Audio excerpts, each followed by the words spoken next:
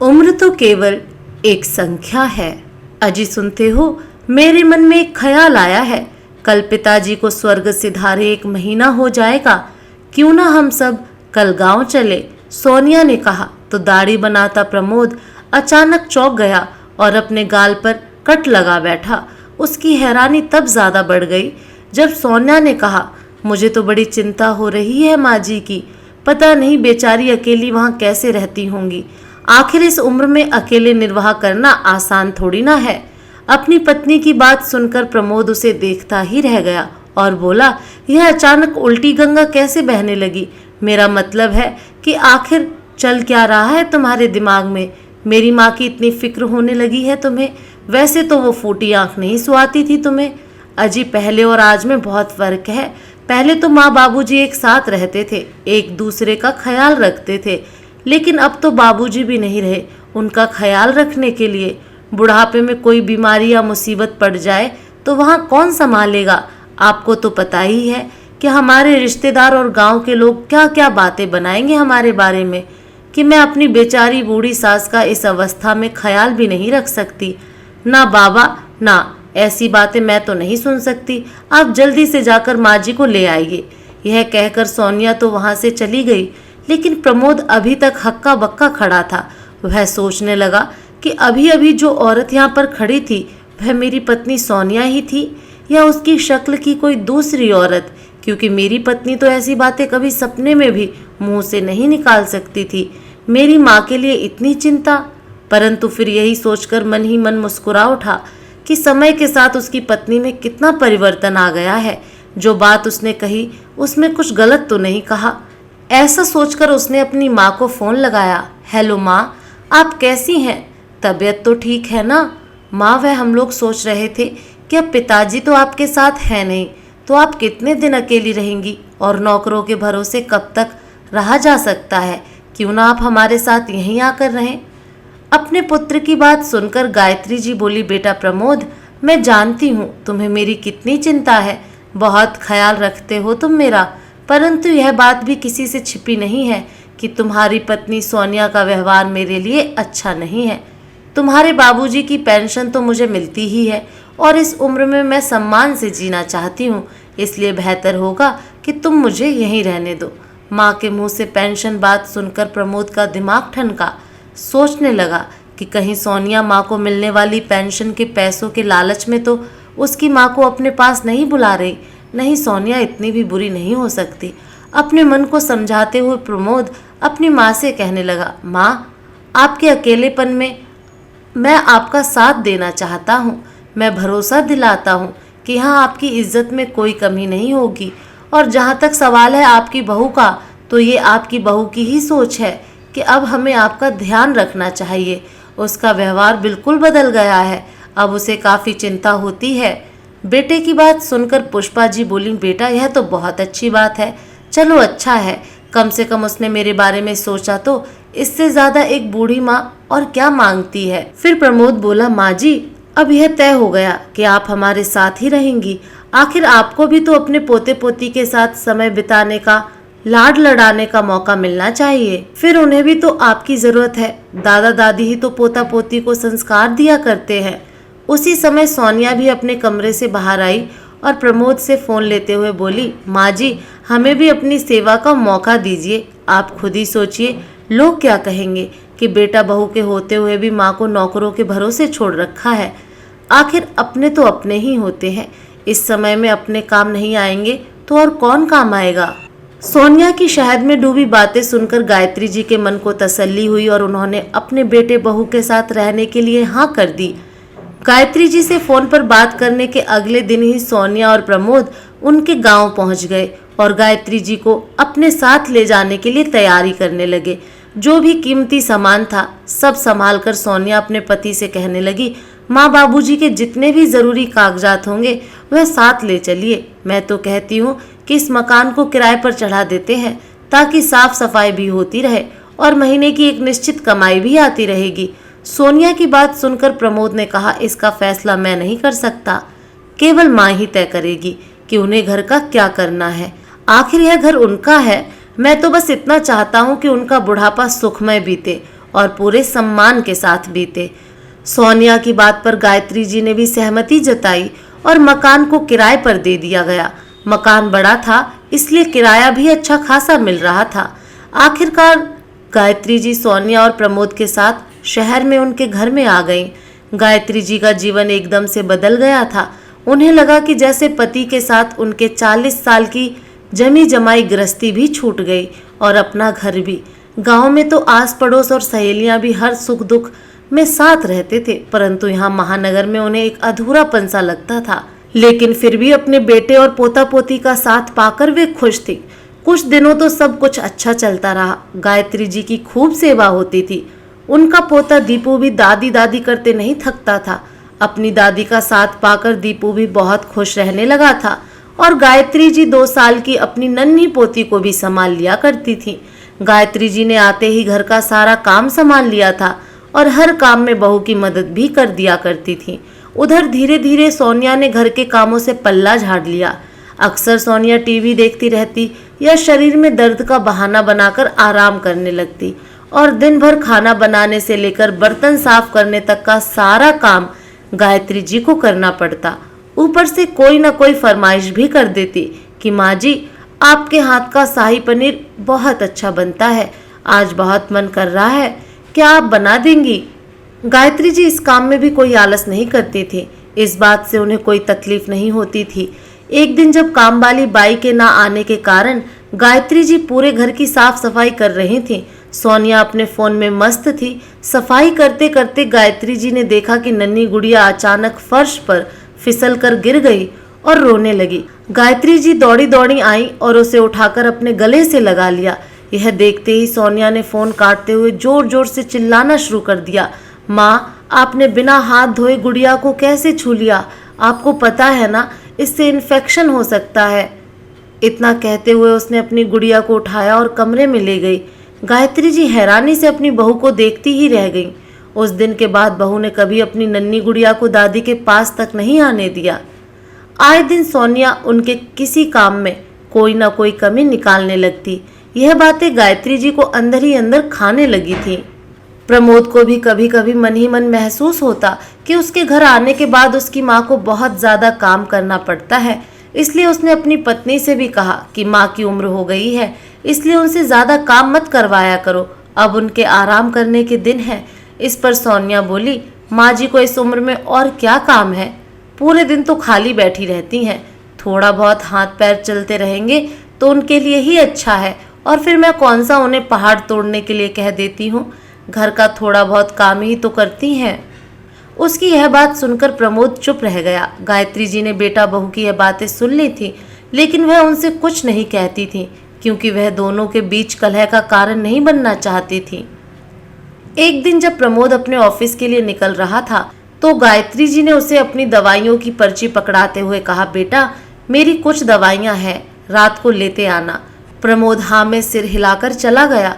उस समय तो उनकी बहू सोनिया ने कुछ नहीं कहा, लेकिन पति के जाने के बाद वह अपनी सासू माँ से कहने लगी, माँ जी, बुरा ना माने तो एक बात कहूँ, आपके आने के बाद हमारे खर्चे बढ़ गए हैं, लेकिन आपके बेटे की तनख्वाह तो उतनी ही है ना, इस मकान की किस्त भी जाती है, तो क्यों ना आप गांव वाले मकान का किराया और बाबूजी की पेंशन हमें दे दिया करें, ताकि हम इस मकान की किस्तें चुका सके। बहू की बातें सुनकर गायत्री जी मन ही मन सोचने लगी कि मैं भी कितनी बेवकूफ़ थी। अपनी बहू को इतनी अच्छी तरह से जानते हुए भी मैंने सोच भी कैसे लिया कि मेरी बहू के व्यवहार में परिवर्तन हो गया है और वह मुझे मेरे बुढ़ापे में इज्जत भरी जिंदगी देकर मेरी सेवा करेगी। परंतु फिर उनके मन में ख्याल आया कि यदि बेटे को पैसे की ज़रूरत है तो देने में कोई हर्ज नहीं है, इसलिए उन्होंने मकान का किराया और पेंशन देने के लिए हाँ कर दी। एक दिन गायत्री जी घर की बालकनी में बैठी हुई थी। बालकनी से सामने पार्क दिखता था। कई बार सोचती थी कि थोड़ी देर के लिए टहल कर आऊं, परंतु घर के काम से फुर्सत नहीं मिल पाती थी, इसलिए जा नहीं पाती थी। परंतु आज बहू की तीखी बातों से उनका हृदय छलनी होता जा रहा था, इसलिए बिना काम की परवाह किए वह शाम के समय पार्क में टहलने चली गई और शाम को 7 बजे के करीब घर वापस आई। आकर देखा तो बहू किसी से फोन पर बात कर रही थी और फोन में इतनी मशगूल थी कि उसे किसी के आने की आहट भी नहीं सुनाई दी। उसी समय गायत्री जी के कानों में बहू की आवाज पड़ी।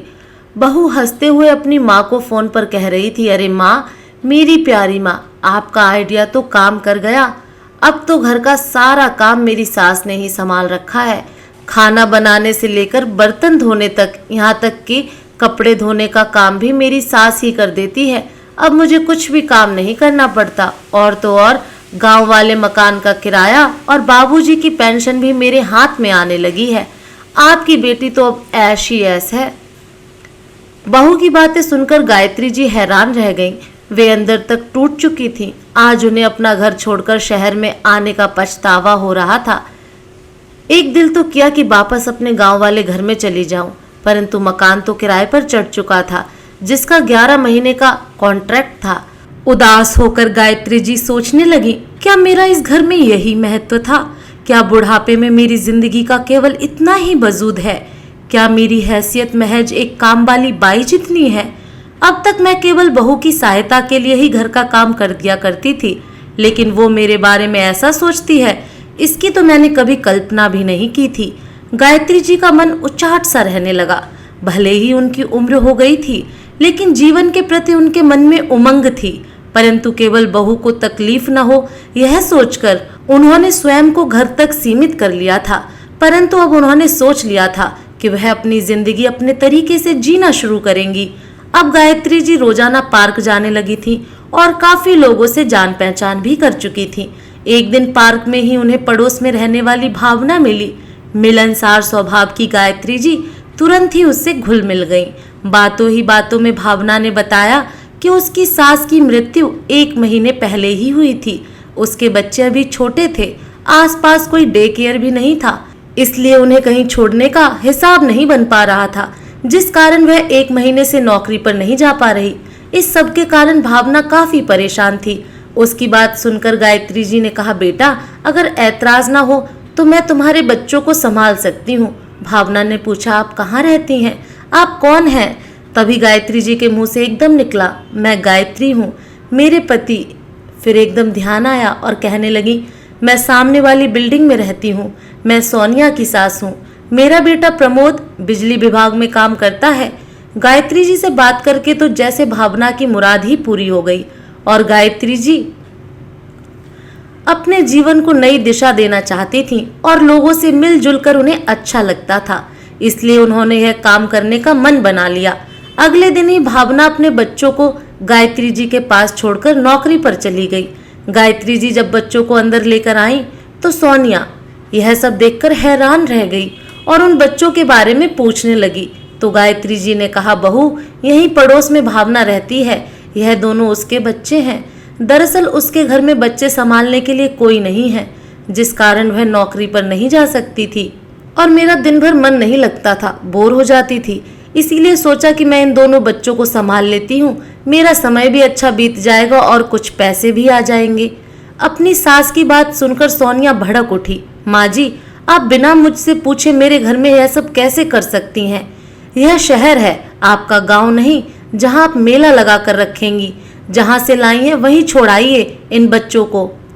लेकिन बहू, बहुत समय से मेरी इच्छा थी कि मैं अपना कोई काम शुरू करूं, लेकिन कभी मौका ही नहीं मिला।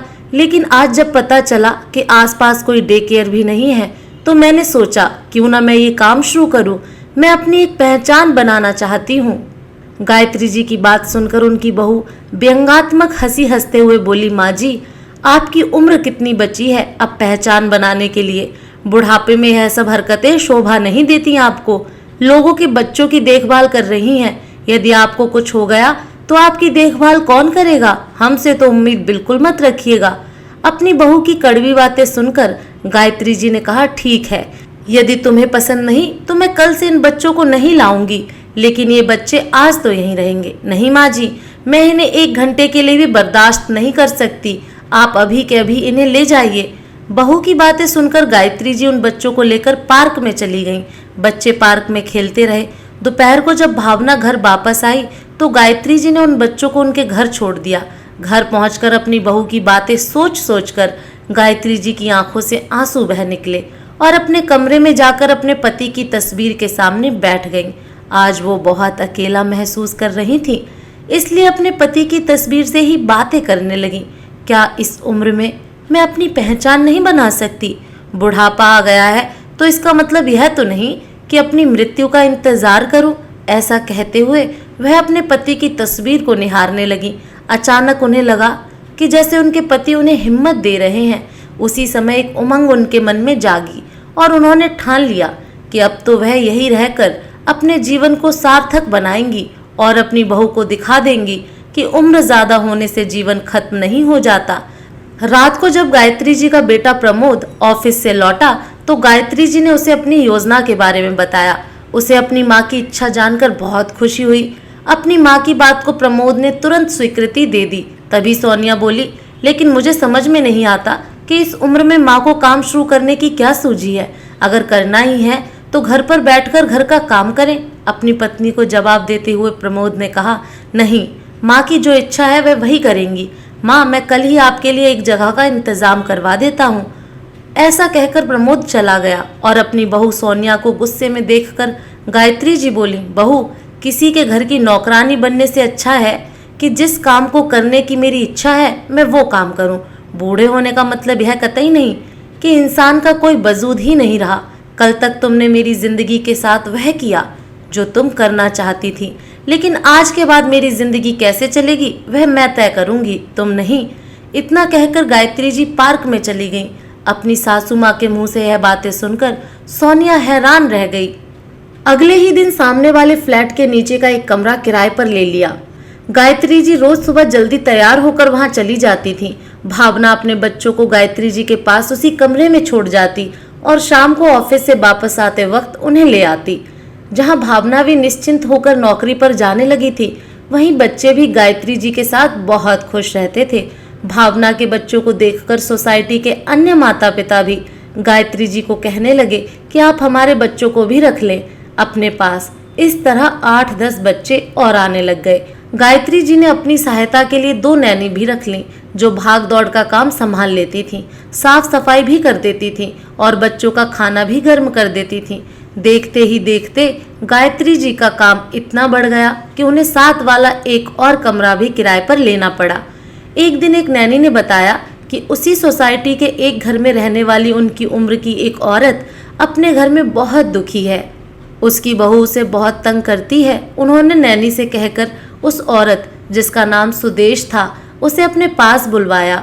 उनसे उनका सब दुख सुनकर गायत्री जी बोली, यदि आप चाहें तो मेरे पास यहाँ आ सकती हैं। आपने बताया कि आपको मशीन का काम बहुत अच्छे से आता है, तो मेरे पास घर पर कपड़े सिलने वाली एक मशीन ने फालतू में ही जगह घेर रखी है। क्यों ना हम उस मशीन से गरीब लड़कियों को कपड़े सिलने का काम सिखाएं, जिसकी फीस हम बिल्कुल कम रखेंगे। इस तरह वह भी आत्मनिर्भर बन जाएगी और हमें भी जीवन जीने का एक मकसद मिल जाएगा। बेशक हमारा उद्देश्य पैसा कमाना नहीं है, परंतु इस तरह यदि हमारा बुढ़ापा कुछ करते हुए गुजरेगा और 2 पैसे भी आ जाएंगे तो इसमें कुछ भी गलत नहीं है। सुदेश जी को बात जच गई। अगले ही दिन से वह गायत्री के पास आने लगी और कुछ घंटे वहीं रहकर काम करती। गायत्री जी के साथ काम करते हुए सुदेश जी को भी अच्छा लग रहा था। दोनों सहेलियां अब एक दूसरे का साथ पाकर खुश रहने लगी थीं। सुदेश जी, जो घर के झगड़ों से बहुत ज्यादा परेशान होकर बीमार रहने लगी थीं, अब कुछ ही दिनों में बहुत तंदुरुस्त दिखने लगी थीं। धीरे धीरे करके गायत्री जी के साथ अन्य महिलाएं भी जुड़ती गईं, जिस कारण वह जगह अब छोटी पड़ने लगी थी। गायत्री जी के कहने पर प्रमोद ने सोसाइटी के बाहर ही एक बड़ा सा मकान किराए पर दिलवा दिया। अब उन सब महिलाओं को इतनी आय हो जाती थी कि वह आराम से उस मकान का किराया निकाल सकें। गायत्री जी के पास काम करने वाली सभी महिलाएं बहुत खुश थीं कि उन्हें टाइम पास करने के लिए एक अच्छी जगह भी मिल गई और कुछ आमदनी भी शुरू हो गई। अब उन्हें अपने खर्चों के लिए बेटे बहू का मुंह नहीं ताकना पड़ता था। वह सभी आपस में हंसती बोलती, अपना सुख दुख बांटती और समाज के लिए भी योगदान करती। दरअसल उन सभी बूढ़ी महिलाओं को भी कोई चाहिए था जिससे वह बात कर सके, जो उनका हाल चाल पूछ सके। वह सब कुछ उन्हें यहाँ मिल गया। धीरे धीरे महिलाओं की संख्या 15 हो गई। गायत्री जी सबको कुछ न कुछ काम करने की प्रेरणा देती रहीं। कोई अचार मुरब्बा बनाना सिखा रही थी तो कोई सिलाई करना, तो अन्य महिलाएं गायत्री जी के साथ बच्चों को संभालती थीं। वे सभी प्रौढ़ महिलाएं पूरे इलाके में जानी जाने लगी थी। धीरे धीरे करके उनकी प्रसिद्धि इतनी बढ़ गई कि पूरे शहर के लोग उन्हें सम्मान देने लगे थे। एक दिन सोनिया किसी काम से गायत्री जी के केंद्र पर गई तो वहां उसे भावना मिली, जो अपने बच्चों को लेने के लिए आई थी। भावना ने पूछा, अरे आपको पहले तो यहाँ नहीं देखा, आप कहाँ रहती हैं? तब सोनिया बोली, मैं इस केंद्र की संचालक गायत्री जी की बहू हूँ। भावना के दिमाग में अचानक 8 महीने पहले पार्क में गायत्री जैसे हुई बात कौंध गई, जब गायत्री जी ने कहा था कि मैं सोनिया की सास हूँ, जिनका अपना परिचय शहर में केवल इतना ही था। लेकिन 8 महीने में ही वह परिचय बदल गया था। आज उनकी बहू को अपने परिचय के लिए गायत्री जी के नाम की आवश्यकता थी। आज गायत्री जी ने साबित कर दिया था कि उम्र तो केवल एक संख्या है, और यदि जीवन को नई दिशा देने का जज्बा मन में हो तो सारी अड़चनें छोटी पड़ जाती हैं। और यदि आज की युवा पीढ़ी गायत्री जी के बेटे प्रमोद की तरह अपने बुजुर्गों का साथ दे तो वे भी प्रेरणा की नई मिसाल कायम कर सकते हैं। इस एक छोटे से कदम से हमारे बुजुर्गों का बुढ़ापा सार्थक हो जाएगा।